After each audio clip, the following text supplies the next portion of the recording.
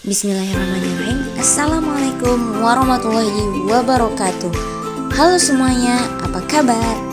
Hari ini kita akan belajar tentang cuaca dan siklus air. Pernahkah kalian memperhatikan bahwa cuaca di sekitar kita bisa berubah-ubah?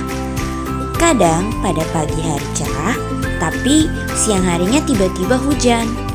Nah, hari ini kita akan belajar tentang perubahan cuaca.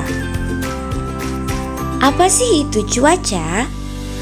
Secara sederhana, cuaca adalah kondisi udara di atmosfer pada waktu dan tempat tertentu yang sifatnya tidak menentu dan berubah-ubah.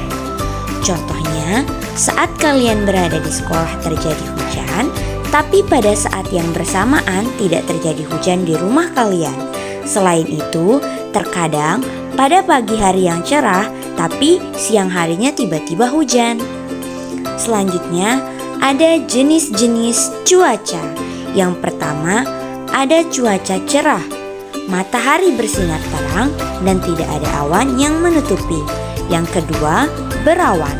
Langit ditutupi oleh awan tetapi tidak terjadi hujan. Lalu selanjutnya ada mendung. Langit ditutupi awan gelap dan berpotensi turun hujan. Lalu ada hujan. Air hujan turun dari awan ke permukaan bumi. Lalu yang terakhir ada badai. Terjadi angin kencang yang disertai dengan petir dan hujan lebat. Teman-teman, tahu nggak sih apa itu siklus air? Hujan merupakan bagian dari siklus air. Siklus air sendiri adalah proses perpindahan air dari permukaan bumi ke atmosfer dan kembali lagi ke bumi yang terjadi secara terus-menerus.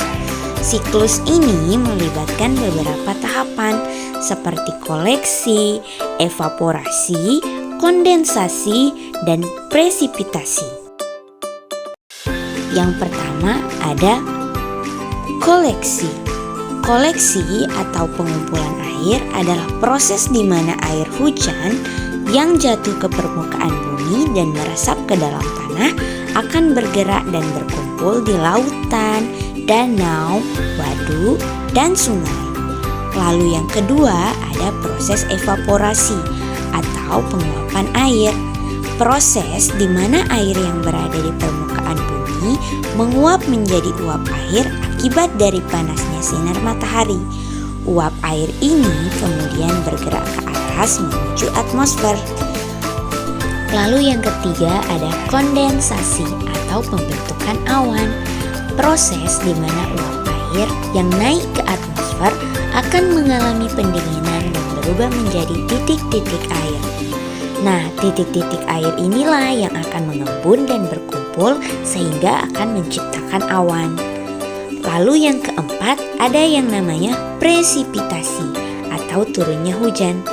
Proses di mana titik-titik air di awan akan semakin banyak dan berat sehingga jatuh ke permukaan bumi dalam bentuk hujan.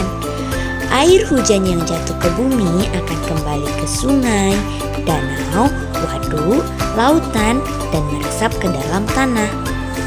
Lalu selanjutnya, manfaat dari siklus air. Siklus air memiliki banyak sekali manfaat yang sangat penting bagi kehidupan di bumi. Yang pertama yaitu menjaga ketersediaan air di bumi.